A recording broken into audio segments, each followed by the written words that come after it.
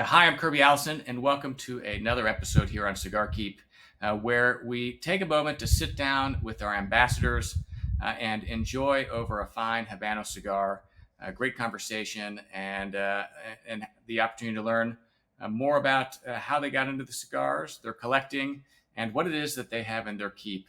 Today we have Mikael Hellqvist joining from Sweden. He is, of course, one of our ambassadors here on Cigar Keep. And Mikael, thank you so much for joining me. It's a pleasure to be able to do this. I mean, I have to say, one of the things I love most about Cigar Keep has been the opportunity to meet so many other passionate smokers of Cuban cigars from around the world. And, especially for people like me here in Texas, where I feel like it's very challenging to find other Cuban cigar smokers. It's been such an outlet to be able to connect with people that share the same passion we all have for these fine Cuban cigars. So thank you. Thank you. Thank you for having me. First order of business, of course, is to cut and to light up. I'm going to be smoking a Cohiba Year of the Rabbit. Do you have anything that you'll be able to smoke? I know you're inside, and sometimes it can be difficult to get away with it, but let's see what you have in your keep. I actually brought my desktop humidor here just for you, Kirby. If you do you want to have a glance in my humidor? Yeah, we'd love to see it. It's always fun to look inside one's humidor. So this is the first layer. As you can see here, this is the cigar you're smoking right now. I think the Year of the Rabbit, right? Year of the Rabbit, yes. An awesome cigar. Here I have the 55th anniversary. This actually is earmarked for my 50th birthday. That's the your 50th. Yeah, I'm 48 now. 48. I would have guessed that was years away. I wish. So this is my 50th birthday cigar. That's my Pyramides 2001. I have two. Probably the other one will go to my son, or if I smoke both of them. I don't know. Here's a favorite of yours as well, I think. The Fundadores. Yeah, the Trinidad Fundadores. That's an iconic cigar if there ever was one. Yeah, and I love the La Trova as well. An amazing cigar. Delicious. And what I like about the La Trova is it's quite a large Vitola. So yeah, it's quite actually, a big smoke there. Actually, it's like I prefer like smaller ring gauge, but that La Trova it's just amazing cigar. I have some other stuff here as well, but I'm gonna go to the other layer, I think. And so, do you have another humidor that you keep, the majority of your cigars in for aging, and then that's kind of what you pull from regularly at home? Yeah, I have several, but my large cabinet, I think it holds maybe 600-700 cigars or so. But I'm gonna build a new walk-in humidor because I don't really trust like humidors with compressors and adjustments of like everything. So I will build my own stuff. I have my own professional humidification system, much like yours, I think, but smaller. Well, I mean, this is, I think, the journey we all go through is that, the aging and storing your cigars is surprisingly difficult. And, like you, I found my cabinet humidor with its control system too inconsistent. I mean, humidity was all over the place. And it goes up and down all the time. I mean, massive swings. And then, the problem that I would say I had the most trouble with was over humidification. As temperature would go down, humidity would shoot up. And, I'd be opening the door to evacuate humidity. And I just, at a certain point, the value of your collection just, comes such that, you just can't sleep at night, knowing that it's swinging all over the place. And if you're like, if you're abroad or you're on a holiday or something, and you're checking your humidor and the values is, maybe I should take that one as well. Oh, well, smoke what you want. I mean, it's a great cigar. Yeah, I mean, I don't smoke Cohiba often because they've become so expensive. But this is an opportunity to indulge, and I thought that this would be the right Vitola for the moment. What's on the second layer, though? You didn't talk about the second layer. let's see. I think I have some personal favorites. I have some um, factory cigars. Mm-hmm. This is one of my favorite, the Kido Say. Amazing cigar. Just for summertime, you're outside. In Sweden, it's pretty cold, but during the summertime, go out and you smoke this with your morning coffee. It's amazing. You also have this one, which is a great cigar, Mm-hmm. extremely creamy. But about aging cigars, this one, the Monte Cristo Tubos from 2001, I think. Wow. If I meet you in Cuba next year, I will give you one of these. That's an amazing cigar. We'll have to enjoy it together. Maybe I should have that instead. I'm not sure. Now I'm so many goodies. It's like you're in a candy shop, and which one should I buy? You can only buy one sweet. I know. Well, this is why I think it's important to have variety in your humidor, because you never know what cigar is going to call out your name. And you never know what cigar is going to be right for the moment. And especially whenever I'm traveling, I'll take, a lot of cigars with me, different vitolas, different brands, because you never know what it is at that moment that's going to be right. And I've gone on trips, with Partagas Lusitanas thinking that I would smoke, that I end up not smoking at all. And it was, my Ramona Yona specially selected and my Juan Lopez's that I ended up smoking. And so you've got to, you have to have enough variety with you to allow that perfect cigar to call out your name and say, this is what's right for the moment. Let's say that you have a cigar in London or Cuba or whatever. You buy that cigar, and when you get home, you smoke it, and it tastes completely different. Mm. It's like, okay, you have the moment, but still, it's like it's another. In Texas, maybe it's a lot warmer. Maybe it's drier. I don't know. So that affects the taste. No, absolutely. I mean, this is certainly. I mean, the moment, the company, and even the kind of ambient environment have a large impact on how a particular cigar smokes. Yeah. And it's one of those, I guess, things that I've learned. It's much like if you go to a restaurant and have an incredible meal, going back and ordering the same thing, thinking that you're going to somehow recreate that incredible meal you had 3 months ago, is a little bit of a false pursuit. Yeah. And oftentimes with cigars, you'll smoke a cigar and it's a pinnacle moment, and you just have to let that moment be. Exactly. And I was talking. Actually, I had a friend over Instagram that I talked to for several years, maybe 5 years. So I met him for the first time yesterday. Ah. And we shared some cigars, and it was a wonderful time. We had a 5-meal course and everything. We had so much to talk about. Nowadays, especially with all the screens and everything, it's not common that you actually sit down and talk to someone. Mm-hmm. And if you share a cigar with someone, you naturally speak to each other. It could be people you never met before or people you know for a long time, but you will always have an interesting conversation. Yeah. And what other parts of life do you ever get to do that? It's always work related, or you have a dinner or something, but never just sit down and talk.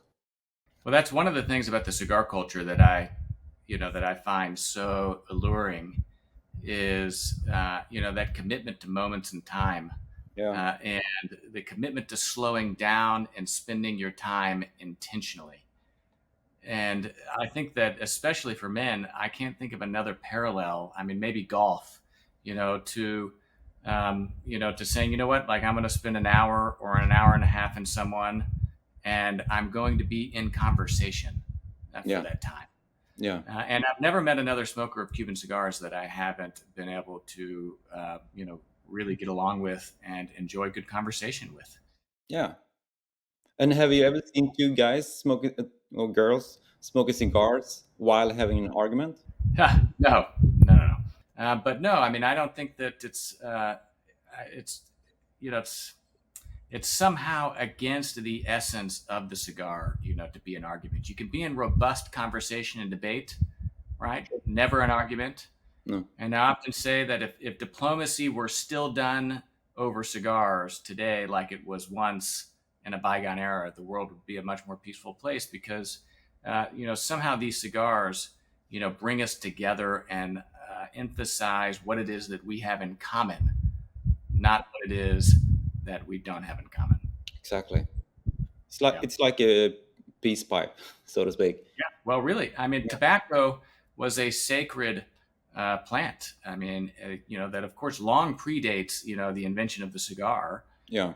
And it was used in religious ceremonies all throughout the Americas, um, you know, for that Yeah. purpose.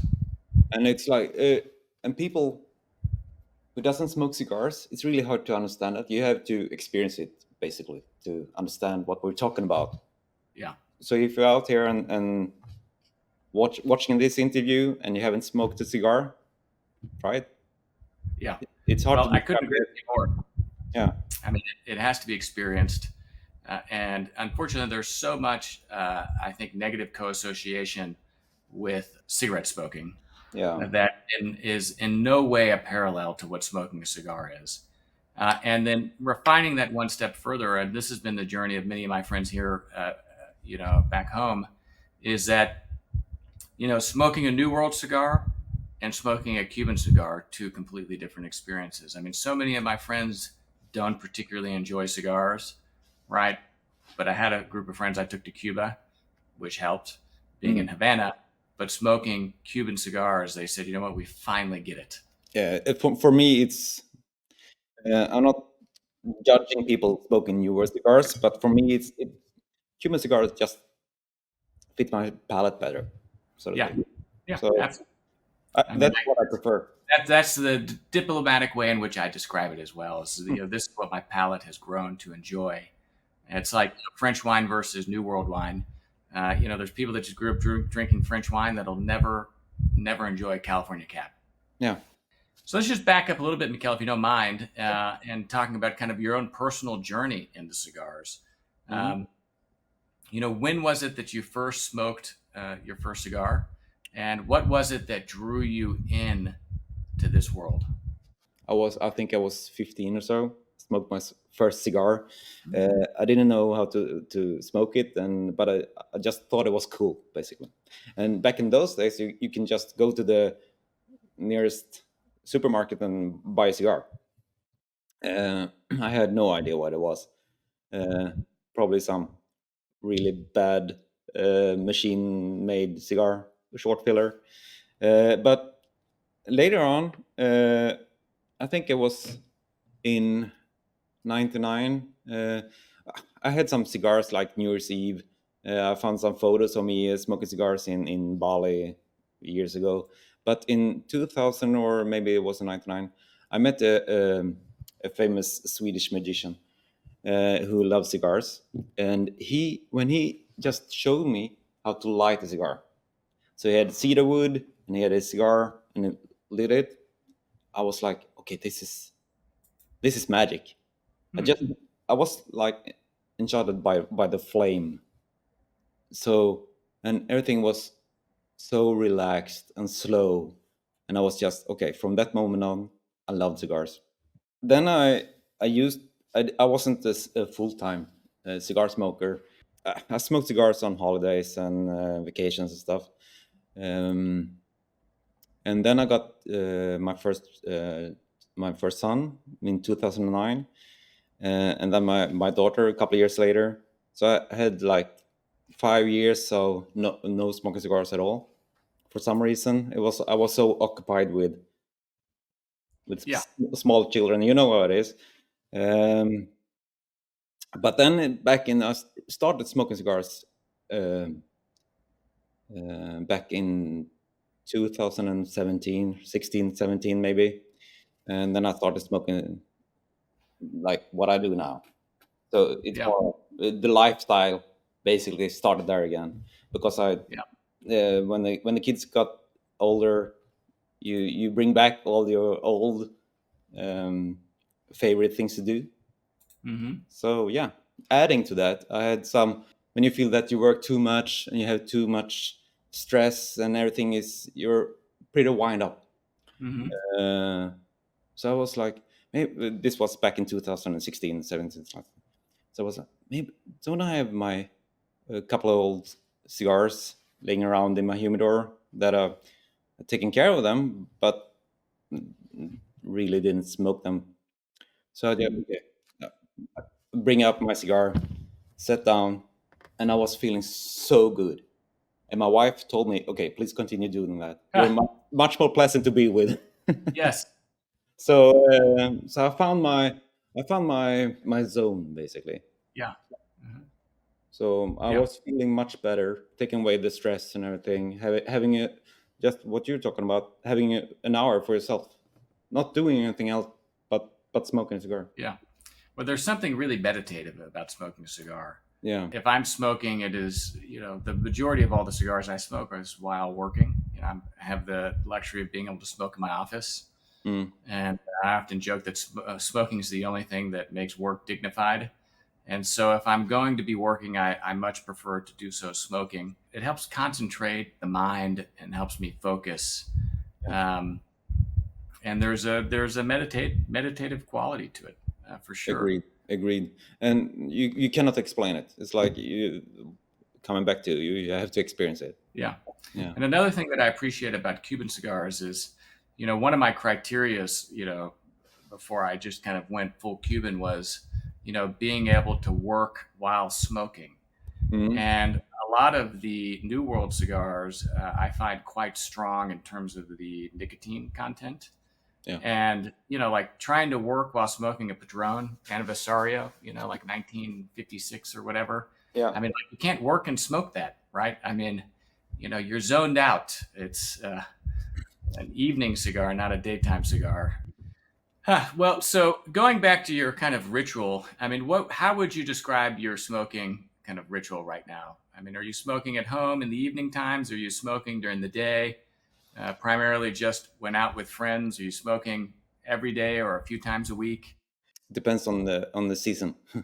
So during summer times, I smoke maybe 3, 4 cigars a day, but then you can smoke it like everywhere Hmm. on my property, so to speak. So I can sit by the pool and have a cigar. And I smoke inside the house as well, especially during the summertime because you can just having all the windows open and everything. It's one of the benefits of being in a beautiful place like Sweden. Yeah, and my favorite thing about smoking cigars is like the sun sets really late in the summertime here in Sweden. So you Yeah. can go 11:30 at night.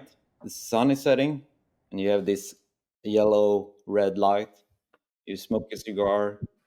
All you hear is birds sitting on the porch. That's my favorite thing in the whole world. Be yourself, sit by yourself, and have a good time. But during wintertime, right now my I'm building my own lounge. I have my older lounge, which was quite small, so I had to build a new one. So right now I don't have any place on my own to sit and smoke. So that's a problem. So thanks for a very understanding wife that Yeah. lets me smoke inside sometimes, but not every day. When you're on your best behavior. Yeah, exactly. Or if I'm on my bad behavior, she take smoke a cigar, and then you will be on a good behavior. That's That's great. your medicine. She knows that Yeah. when I'm a bit stressed, wind up like I'm really. I need to calm down, basically. Then take your medicine, hence the cigar. Yeah, absolutely. Yeah, you've got a very wise and understanding wife. Yeah, we all do, I think. Yeah, well, we're all lucky. Mm. My wife, she tolerates my smoking is the way that I would describe it. that, But that's a good answer as a politician. yeah, she was giving me grief the other day. That whenever we got married, I wasn't smoking as many cigars. She didn't know. I said, "Well, it's too late at this point, so I don't know what to tell you." It is what it is. It is what it is. Yeah. Um, What about, I mean, do you have, I mean, kind of looking at your keep, right? Do you have any favorite, I mean, what are your favorite vitolas? I mean, what do you enjoy smoking? I like smaller ring gauges, or Coronas. Robusto is probably the max. This is quite. What is this? Is this 50? What can it be? Like 52 or something? It's got to be definitely 52, I think. Yeah. It's got to. Well, look, It's quite short, so it's hard to see. But my yeah, so I like my favorite Vitola, all categories. It's a Churchill, and I keep going back to my Romeo and Julieta Churchill. yeah, That's for me. That's a perfect cigar. yeah. If you have 90 minutes at least, and you can sit down and have your cigar, and it's for me, it's that's a long journey. So Yeah. you can feel and taste how the cigar develops. Hmm. Uh, so that would probably be my go-to cigar. If I only had to choose one, that would be it. It's a great choice. This is 54. We stand corrected. So, Okay, um, 54. yeah, it is quite large. Yeah, I mean, I very rarely find myself smoking cigars kind of in the 50 ring gauge. Mm. I find it uncomfortable for my jaw, open so wide, I and haven't. I never had understood this huge, like, what are they called, the double my, my, Toro or something. That's too big for me. yeah, and I mean, there's rumors of a Behike 58 or 59, but it's going to be a torpedo, right? Mm, Which is the only mm. way to make that work because, um, it's you'd have to like dislocate your jaw in order to. But then you must love the H. Upmann Magnum 46, right? I don't smoke any H. Upmans. I'm embarrassed to say that I've smoked one before, but it's not something that I currently have in my humidor or my keep, and Oh, so I need to add that to my collection. buy a box of Magnum 46. Okay. It's this wonderful cigar. Hmm. Very for me, it's very nutty. Tastes like nuts and cocoa. It's an amazing cigar. It's funny because Udman's not really one of the brands that I really collect. I started with Bolivar, kind of went into Ramona Iones. I'm now adding some Juan Lopez. I enjoy the Por Larrañaga Monte Carlos, and so I don't know. It's we're all limited, kind of by our budgets, and so we've got to kind of be strategic in Yeah, terms of how yeah. we acquire. And if you can find it, that's the first problem. No matter how much money you have, if you can't find it, if it's not for sale, it's not for sale. Is not available. Yeah, I mean, given kind of a lot of the shortages that we've kind of all been encountering, have you found your smoking patterns shifting at all? Have you kind of just discovered or stumbled upon any cigars or vitolas that maybe you weren't previously smoking, but because of availability, you discovered and enjoyed? Maybe the opposite. So I have been forced to stop smoking some cigars because I haven't found it. So, and that's the Monte Carlo you were talking about. I cannot find it anywhere.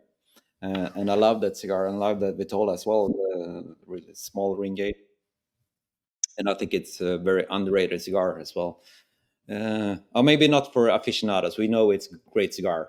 But yeah. No, not yet.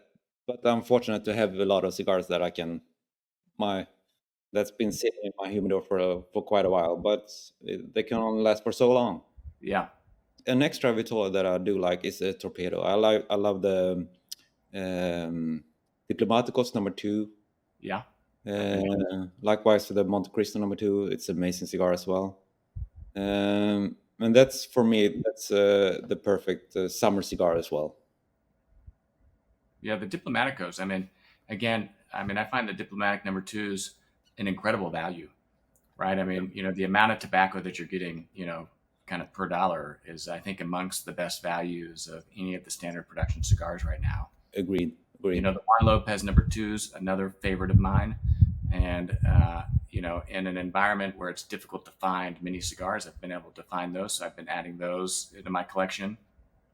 Um, and then I find myself, whereas before I was probably smoking more long cigars like the Partagas Lusitanas.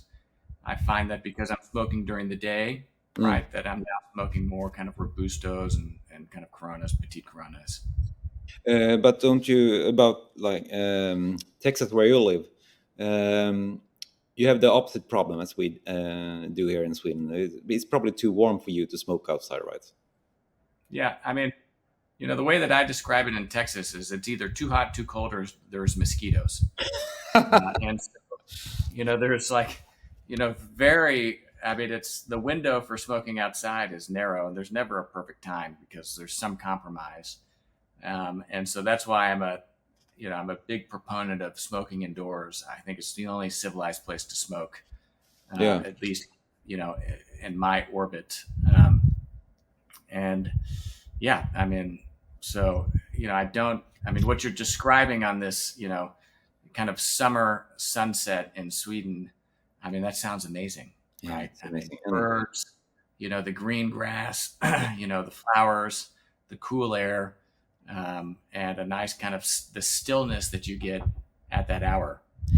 I can sit there and I can have a glass of, let's say, wine or some kind of beverage, and you do everything so slowly. Hmm. You drink your cognac or whatever, and like you have so much in your glass, and it takes you an hour to drink it. Yeah. What are your favorite drinks to pair with a cigar? Uh, for me, I would say cognac. Cognac is for me it's a perfect blend most often. It's either cognac, black coffee, or water. So sparkling water would, if I really would like to taste the cigar and just enjoy the cigar purely, then I drink sparkling water. Yeah.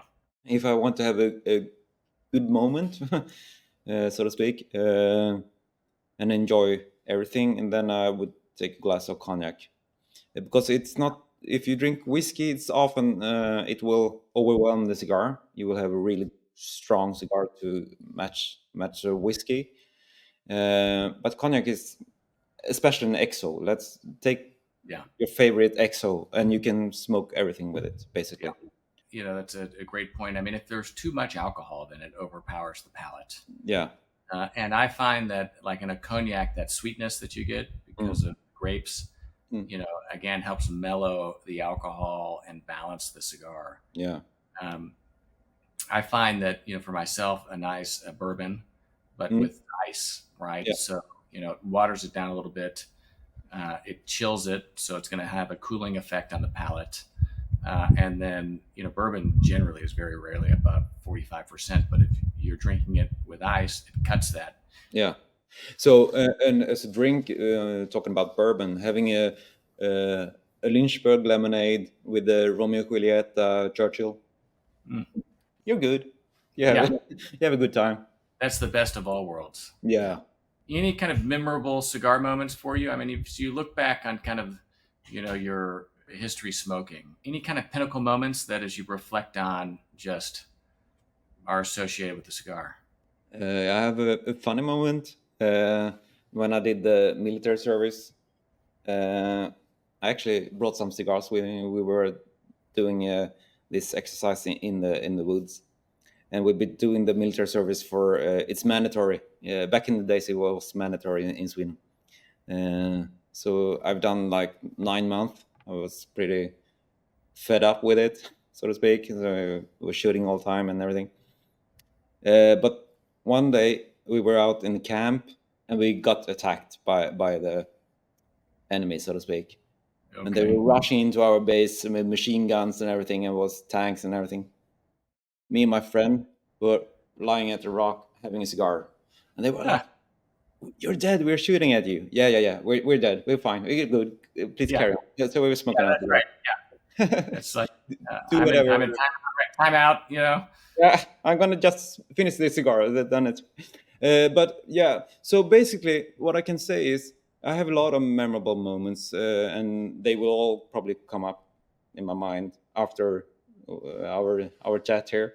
Yeah. But I can say, whenever I'm abroad, let's say I'm in London or Paris or wherever, and you sit down, I always look up where's the nearest lounge. So I go there. It could be in Paris. I sit down and I have my cigar. I don't know anybody, but you always get to know a new person, and you always start talking to that person that you would never have met otherwise. And that's the magic of it for me.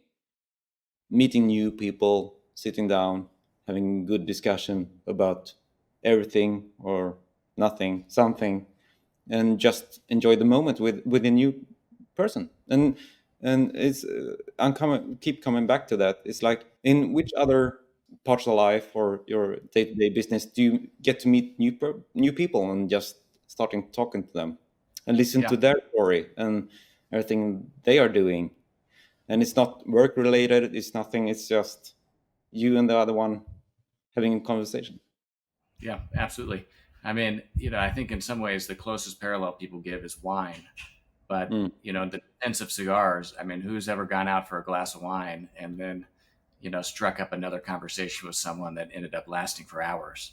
And, this is something that is completely unique to the cigar culture, Mm. and specifically the Habano cigar culture, that I think those that smoke really enjoy most. Yeah. Yeah. Do you have And any favorite lounges around the world? I mean, you talk about traveling to London, Paris. I mean, in those cities, there are there places that you enjoy going back to? yeah, and some of them are private, so it's not an open lounge. But I love the. I've been. I can't remember the name of it, but in Paris I always go to. Is it called Gentleman 1918 or something like that? Okay. Um, I can't remember, but it's a wonderful place. You go out. The first floor is a barbershop. You cross the barbershop, going down the floor, down to the basement. You cross this bar, amazing looking bar. It's Art Deco, is Really? old style, and then you have the lounge, and their drinks and cocktails are amazing. Hmm. You can bring your own cigars and just sit down and enjoy it. And can you smoke inside, or do they have like an outdoor patio? It's inside, so I need to check out what they are called. Yeah, you So, must write that down because I find Paris to be quite a challenging place to find a good place to you smoke. think you can? For me, I just smoke and outside in bistros, but that's outside though. Well, you can smoke outside, right? I mean, it's very friendly in that regard, but I've never been to a cigar lounge in Paris, right? So that's Gentleman 1919. You should go and 1919. visit that. Yeah, Okay. it's Yeah. very small. It holds maybe 4 or 5 people, but it's Perfect. amazing. Hey, that's the right around. That's the right amount of company. Hmm. Anything else is a crowd. What about in London? Do you have any favorite places in London? Uh, I'm so bad now. I was at JJ Fox. It's an amazing place. Is that the uh, is that the place where they have the Churchill chair?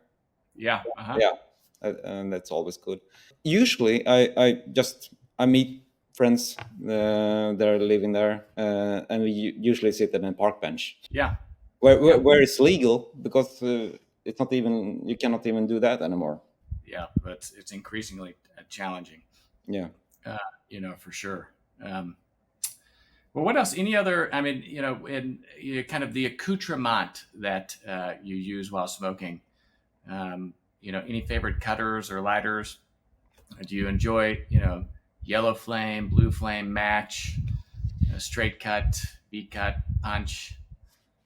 I'm a straight cut guy for sure.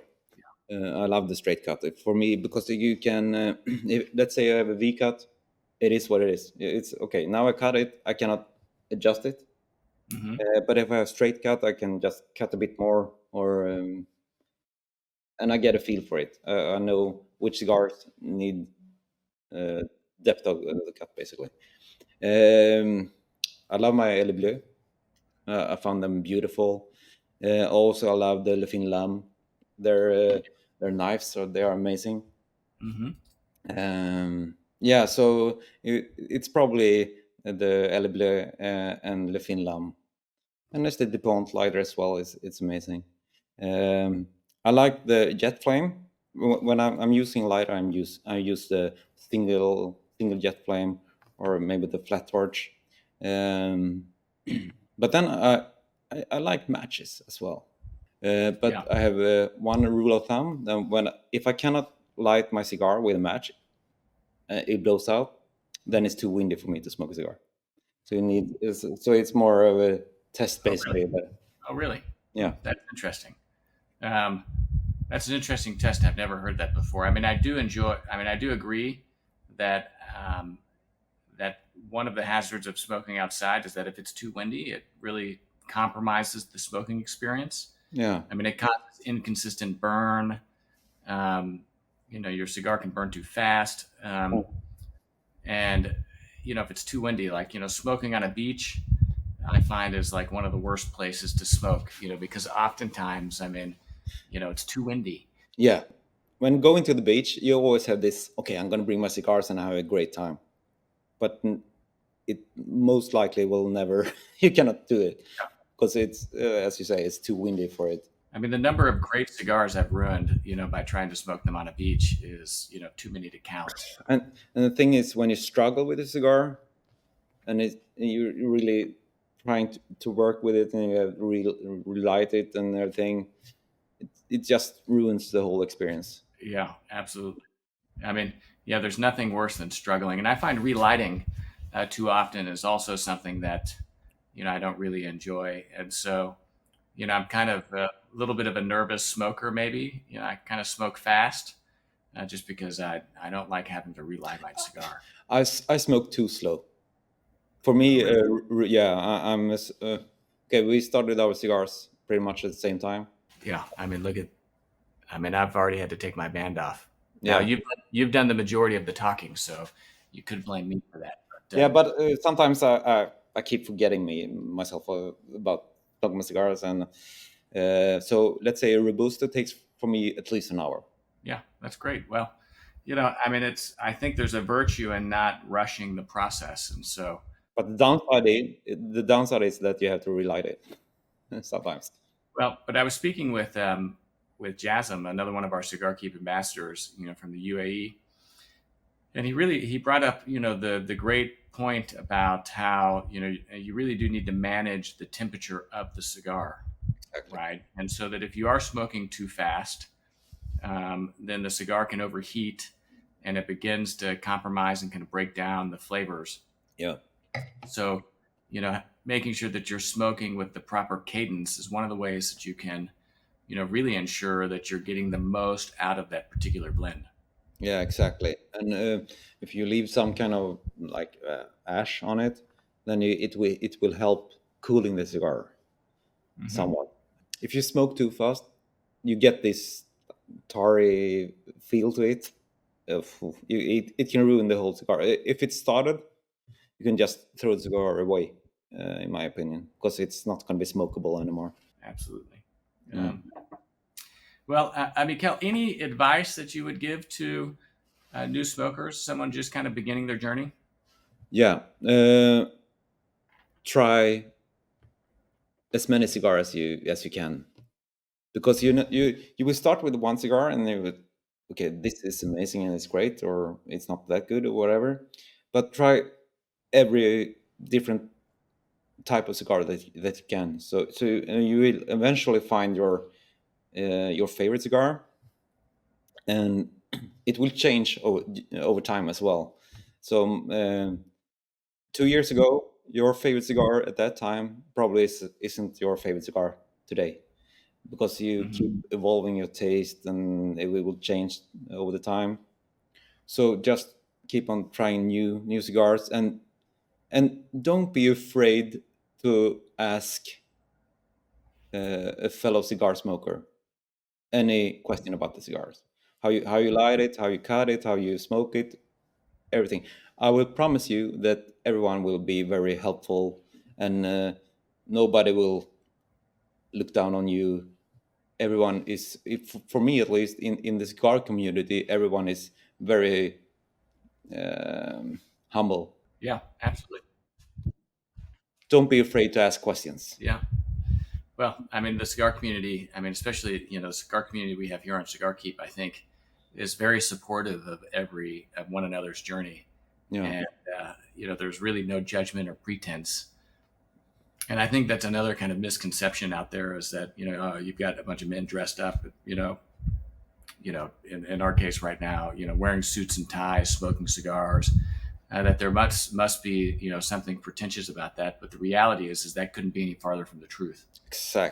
exactly. And I would like to, if let's go to your nearest lounge, and you will feel that you're welcome.